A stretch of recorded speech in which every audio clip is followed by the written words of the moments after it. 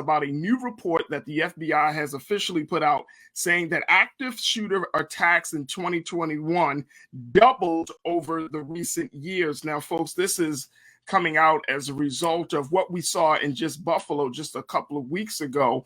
And now the FBI is saying that these attacks are starting to happen more and more. Violent rampages, as has been reported by the Washington Post, that carried out on active shooters increased significantly in 2021, with 61 such shootings last year. Let me just share with you a little bit of some of the latest findings from the FBI. Check this out here. Check out this quote, folks. In 2021, these 61 attacks occurred on average about every 6 days in the United States. Wow. There were 30 such shootings in both 2018 and 2019. About 1 in 5 of the active shooter attacks in the FBI report was also a mass killing, which is federally defined as a single incident with at least 3 victims. Others killed fewer people, or in some cases, no one at all. In total, 103 people were killed and 140 wounded in the 61 incidents, a tally that did not include any of the shooters. Now, this is coming from the Federal Bureau of Investigations, the FBI, to talk about the severity of this situation. And now we are in 2022, and we're looking at more cases of active shooters attacks, where there might not just be cases of just one active shooter at one place. There might be one active shooter at multiple locations. I want to bring in today's Culture Crew members, Lise Winnie, host of Millennials Anonymous podcast that can be heard on where podcasts are streaming, to be a part of this conversation. And as we answer the question, how concerned should we be? Elise, good to see you as always, sis. How are you this afternoon? I'm doing well. How are you? I'm good. When we look at this situation about active shooters, this is, we're seeing numbers now, of course, from 2021. Of course, they haven't come out for 2022, but we're seeing that there is a rise in this. How concerned are you that this situation may be getting way out of hand, starting this year and moving forward? Yeah, I mean, when you look at gun violence just in general, especially in the United States, this tends to be a problem. Whereas, what in 2020 was like 45,000 gun deaths. I think in 2021 it was somewhere around there, where we have a problem not just with active shooters, but we have a problem with guns. Now, gun laws are the most difficult thing to get passed. It is something that Americans will always have some pushback and resistance to. And so I think that what we do need to do as a nation to try to at least get on the same page, because I am concerned. It seems like this is something that is happening more frequently. It appears that guns are becoming easier to get, even though that's not necessarily the case, but it appears that way. So we do need to start putting the laws that we do have on the books in force, like the red flag law. There's no way, like I said last week, this racist zealot should have been able to get this gun. Like, there were things that didn't happen that should have been in place. So we need those types of gun laws, sensible gun laws that protect people from, themselves in a sense, so that they don't harm other people. Like, we have to make sure that we have something in place in order to protect the citizens of this country. Yeah, I would totally agree on that, Lisa. I mean, I feel like, the FBI and, some of these like law enforcement agencies, it's interesting because they see these things happening, but I'm not hearing enough in terms of how they're planning to like either stop this completely, how they plan to get to the root of this. And I think that that's interesting. There was the case you brought to my attention, which was the case out of Texas, where there was an active shooter at a school. And where you have to ask the question, these folks seem to be getting younger and younger. I'm talking about the perpetrator. I'm talking about the actual active shooter. They seem to be getting like younger and younger. And I'm wondering, is that really, as much as we've been having this gun conversation, but if these active shooters are in middle school, if they're in high school, gun laws obviously they're getting the guns from either their parents or someone that's close to, or just these guns are in their home. But I feel like there's something else missing from this conversation when you have young active shooters. It's not just about guns. It's It's gun about this culture. idea that I think that at the end of the day, Lise, the best way to handle a situation is to use the gun, is through violence. It's gun culture. So in Yeah. America, we love our guns. We love that is what we stood for and stand for, and that's one of the things that in this country is true as American pie and racism. We love guns. And so when you look at gun culture and kids are growing up where guns are glorified, and then one of the things that has always scared me as a parent, and this is a conversation that I have with my spouse who is an avid gun supporter and gun owner, that sometimes I think, especially when it comes to children, they're almost like toys. Like, have you seen these guns that are like they're pink and they're colorful and they're, I think that we have to really start saying what guns are. It is a weapon. It's not a, which a lot of people, well, it's a tool. No, it is a weapon. A gun was made in order to kill. That's what it's made for. And so when we see this being glorified in television, we see people glorify this in music. I think that it brings about the gun is power, and this is what you do. It's cool to have a gun. You see all the kids on social media with guns. This is something that is impressive. So we do need to change the culture around that. This is a weapon. This is not just a tool. This is also a weapon, and it is not a toy. Yeah, I mean, I would agree. I'm looking at the details, folks, and if you are in Texas, you probably have been hearing about this story throughout the day, where a suspect was taken in custody as an active shooter now check this out, Lisa and folks, at an elementary school. Yeah. At an elementary school in Uvalde, Texas. And according to what police has already put out, that suspect is in custody. The school district, Uvalde Consolidated Independent School District, said that the shooter was located at Robb Elementary School and asked people to stay away from the area. Uvalde, Texas is located about 90 minutes west of San Antonio, but at an elementary school. So I don't Yeah. know, and we don't know just yet whether the suspect is a student, whether they're a staff member, whether they're a parent or community member. We just don't know. But I mean, look, I grew up in the 80s. Yeah.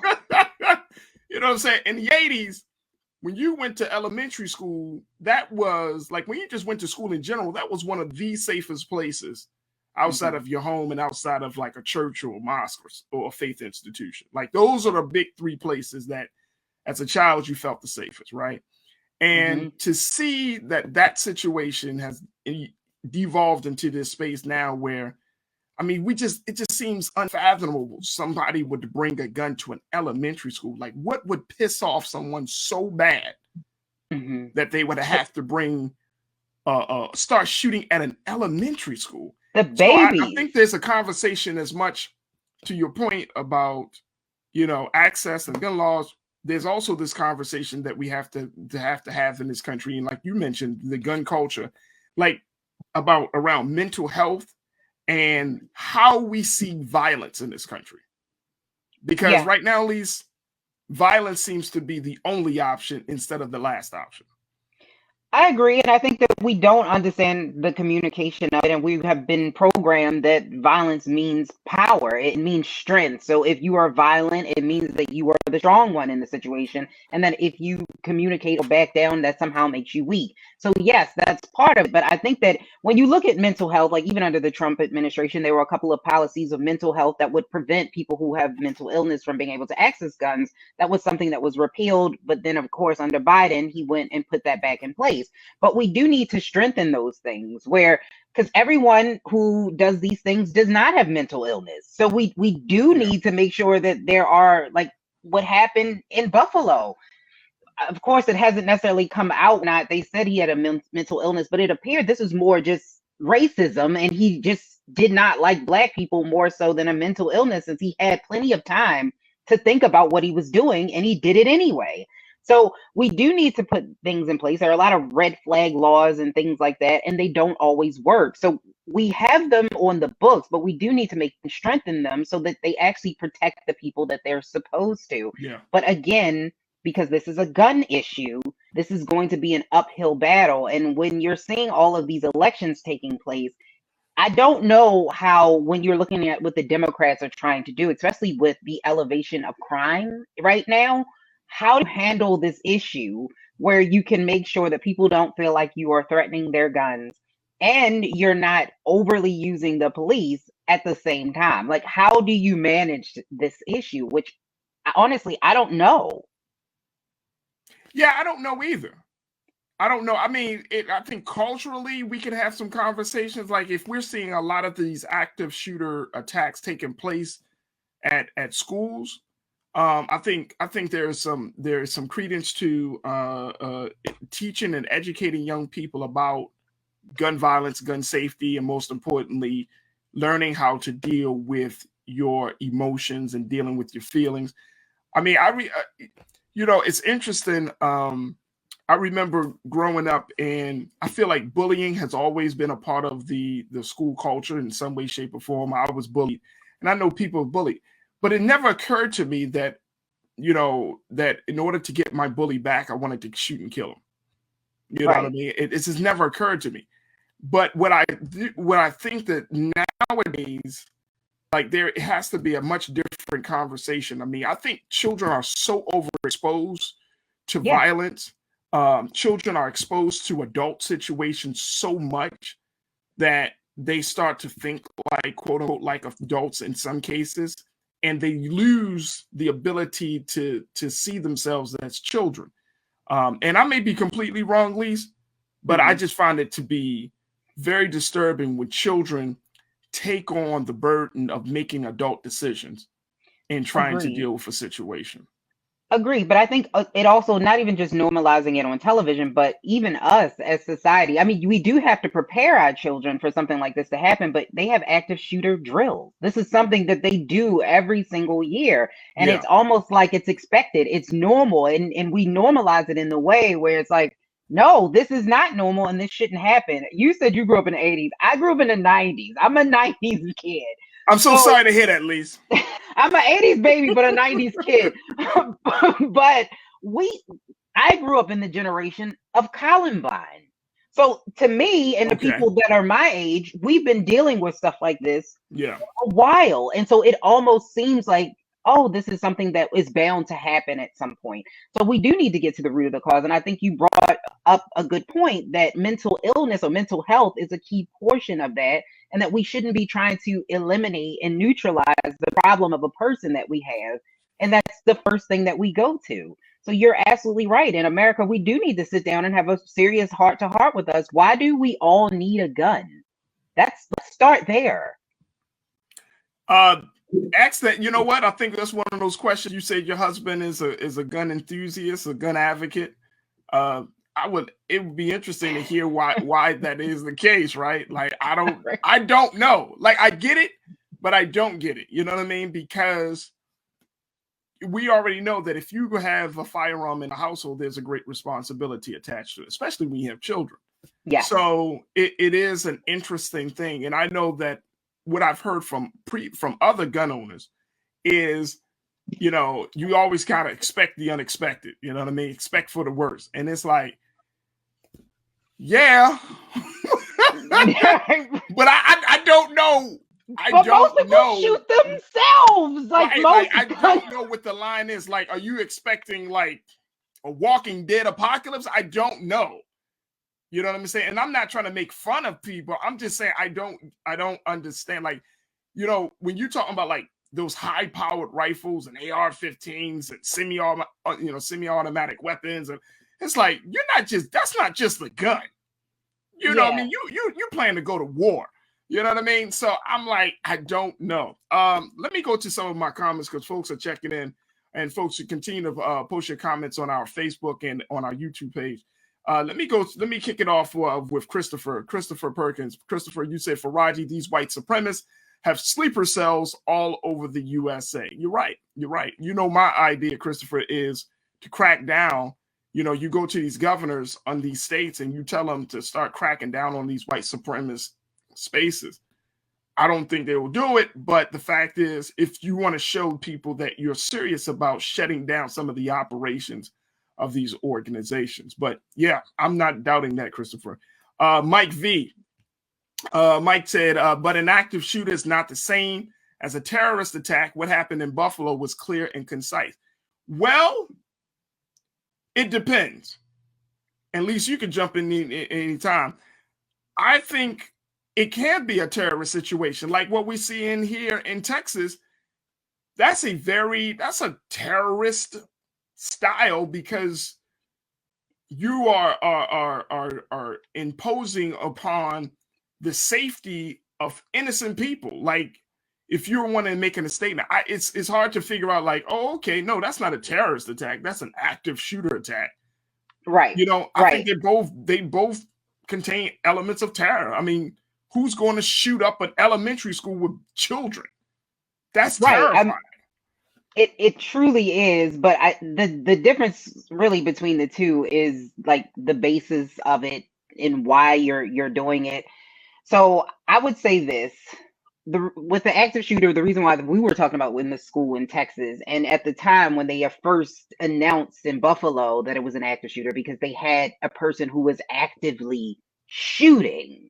So they didn't know whether or not this was a terrorist attack yet, because they didn't know the motive, and they hadn't released that to us of who exactly, how many people it was. It was an internal thing. We didn't know what it was. So when they're using active shooter, most of the time when there's someone who's actively shooting, they start with that, and then it will go to, okay, this was a terrorist attack, or it will evolve. So right now, when we're talking about the active shooter in the school, again, we don't know. I think now it has subsided. You said they got him, right? Because I know this was happening. Yeah, this is the suspect in custody. Okay, so now it's not an active shooter situation. No, it's not an active shooter situation.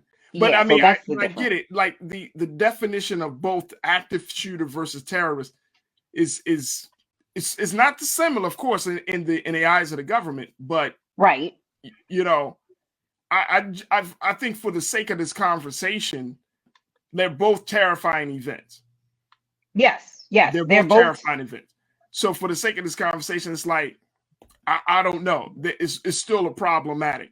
Let me go back to these comments and try to get, make sure we hear as many people as possible.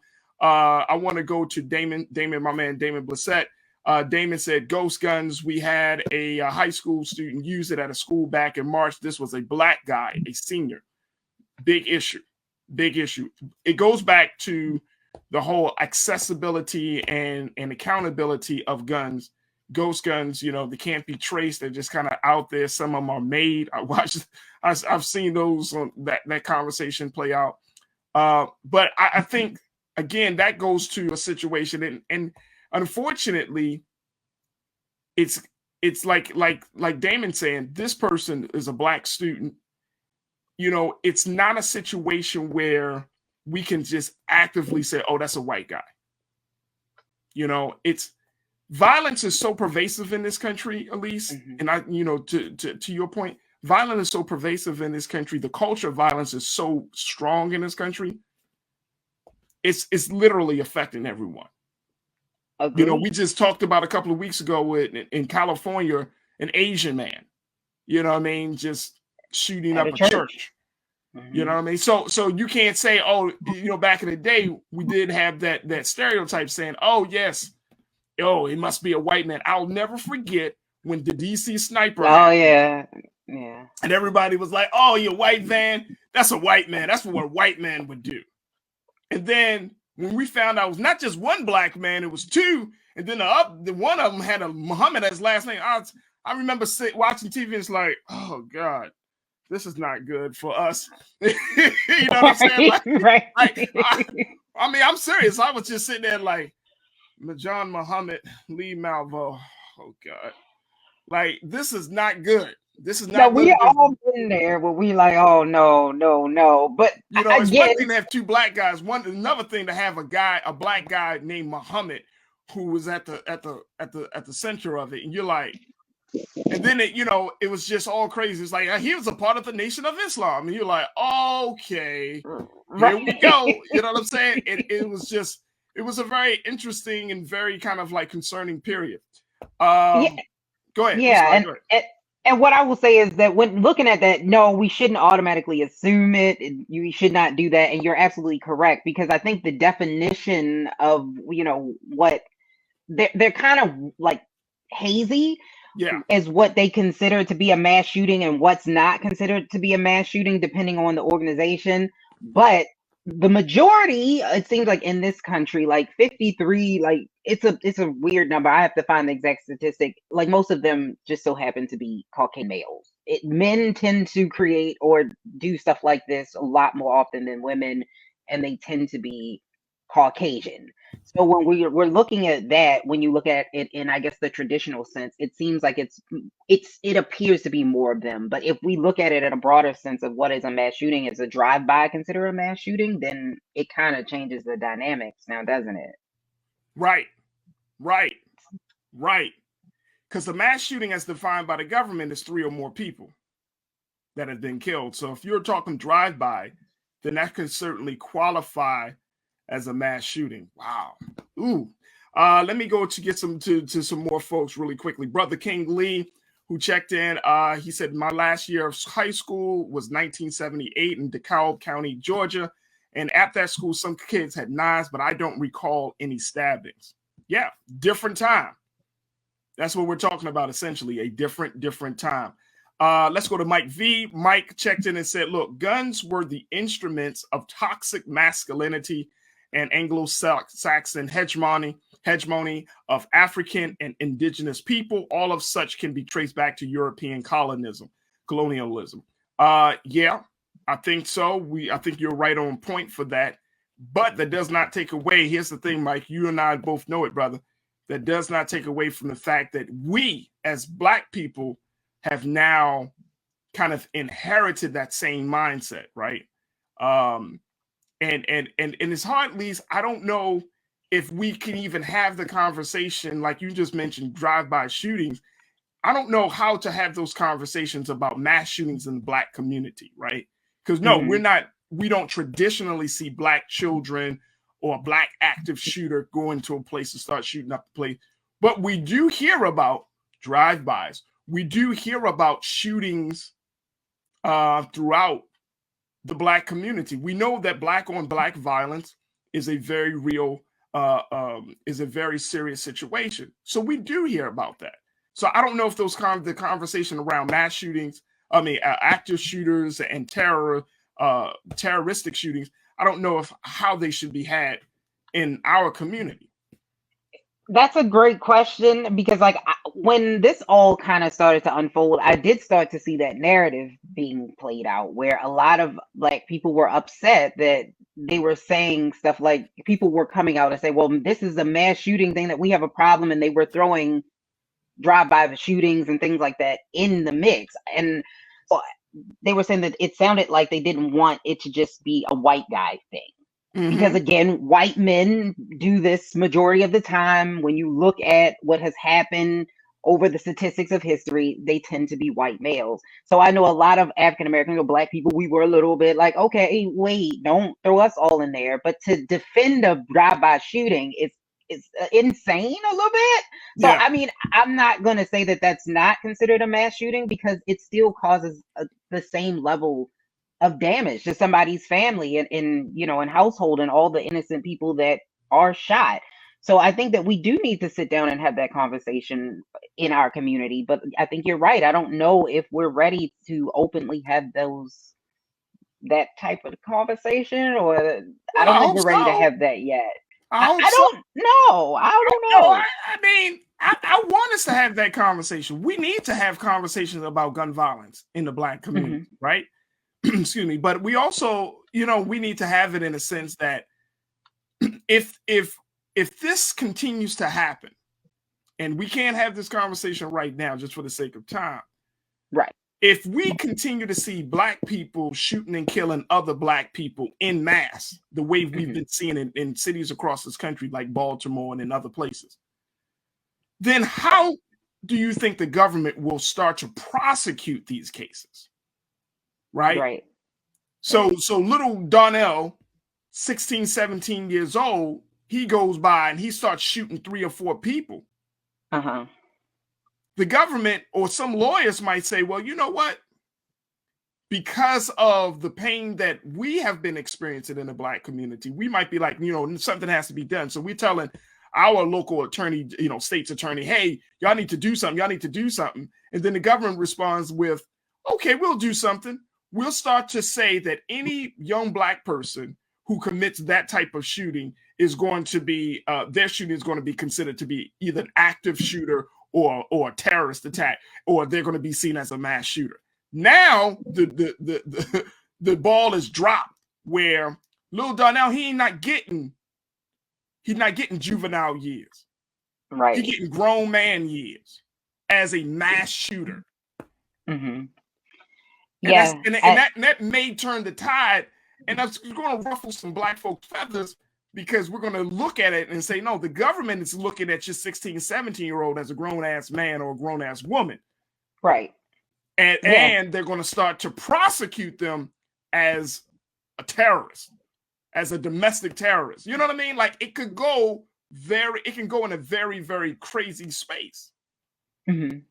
Yeah. No, I agree. I agree with that. And I think you're absolutely right. This is something that we do need to be open with, but it is something that we do need to be careful with, because, like, over criminalization of our youth is something that is an issue. So we do need to be very careful with this, but we do need to have the conversation and make sure that people that are doing these things are being held accountable, and we're not creating a wall of protection that stops them from actually being held accountable for the terrorizing of our own communities, which is unfortunately happening like all over the country. And we want to make sure that we are doing the right thing. In America, we have a gun problem, and we need to be able to say that out loud. No matter the race, we have a gun problem. Absolutely. I just saw one of the messages from Tiana. She made the point. She said in Chicago, the media in Chicago are calling shootings with multiple victims mass shootings. Now, I'm sure that when they're reporting that, while they're reporting about Black people, Black communities, but it might be seen. And this is the I think the very thin line, Lise, that we as a community, as a people, will have to figure out. The very thin line is, if we're pushing for the government to intervene, if we're pushing for law enforcement to intervene in stopping the violence, instead of us getting out to save our children, our daughters and sons, and our nieces and nephews and grandchildren, and the government comes in, then the government has the power to take their efforts, redefine it, recategorize it, and make it say, you know what? You're a domestic terrorist. You're a mass shooter. Just like we're seeing now with a whole bunch of hip hop artists, you know what? Under the RICO law, guess what? You're operating a gang. Therefore, we're going to give you Fed time. Yeah. Yep. Mm-hmm. You're a part of this set. Fed time.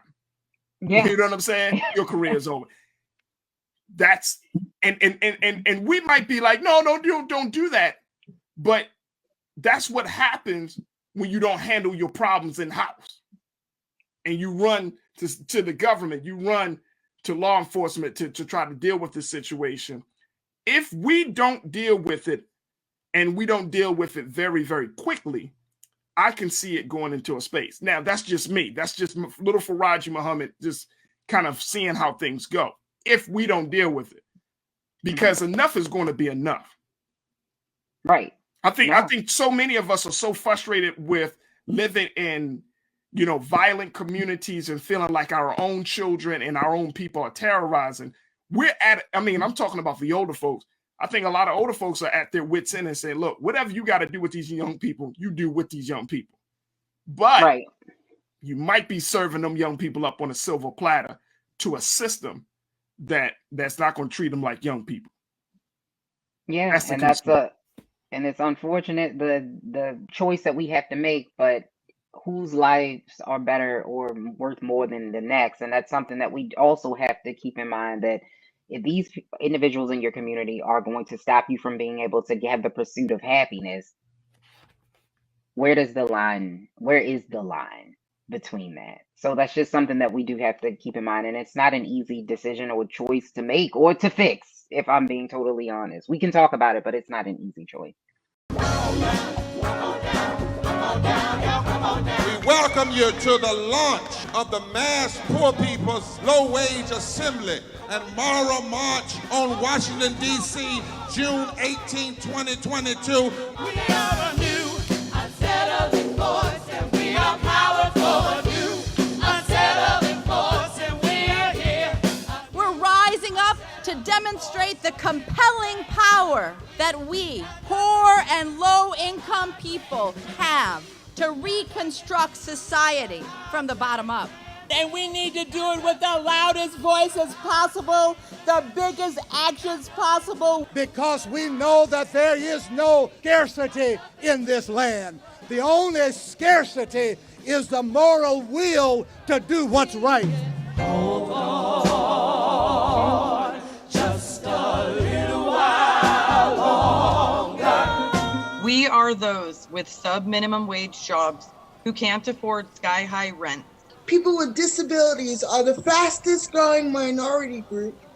It's crazy to me that in 2021, it's still legal for workplaces to pay a sub-minimum wage to people with disabilities. There are still so much trial and tribulations that we go through as Indigenous people. We can't get a decent wage to sustain ourselves, nor can we get adequate housing. Veterans across this nation say enough is enough. We can't pat essential workers on the back on one day and then cut their health care the next day. Health is a political choice. What more do I need to do to prove that my voice is just as valuable as anyone else's? There are still forces in denial that would try to slow walk our transition to a clean economy and a just future for us all. We have an immoral system run by immoral people. But together we walk, and we walk and we fight. It's time for a change! Reconstruyamos esta gran nación! See, we are people of resilience. As we fight these interlocking injustices together, When we work together, mobilize together, and rise together, we become a voice for the voiceless, and we become an agent of change in a time where great change is needed. We need the third reconstruction to ensure that deaf people, people with disabilities, and all people can have the right to live and to thrive. We know what they are doing, but the question is, what are we going to do? Reconstruction begins when we change our mentality and say it's time for you to get your foot off of my neck.